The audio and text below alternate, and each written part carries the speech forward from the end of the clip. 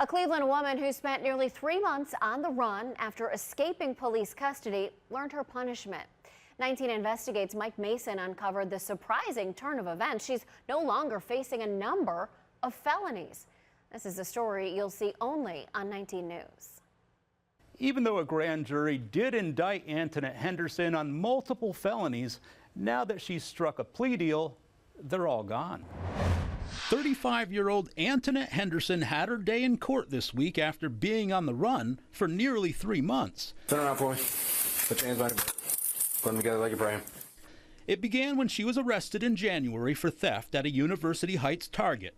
Later that night, reports show she was also charged with escape after running from police. When officers first arrested Henderson in January, she reportedly told them she was pregnant and needed to go to the hospital. That's when they took her to University Hospital in Cleveland. While there, officers removed her cuffs and placed her in a wheelchair. Since Henderson had a felony warrant in Summit County, the Summit County Sheriff's Office sent Deputy Antonio Pacheco to pick her up. According to their reports, Henderson was not restrained in handcuffs or leg shackles, and Deputy Pacheco never secured her. Within minutes, Henderson took off running. She was finally arrested 84 days later.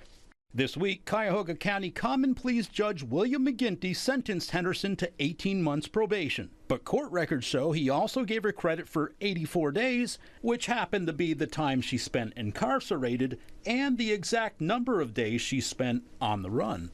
Henderson's plea agreement also allowed her to consolidate her previous felony indictments, including identity fraud, forgery, robbery, receiving stolen property, and theft.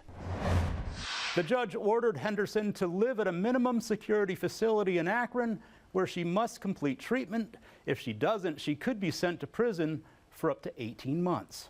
Mike Mason, 19 News.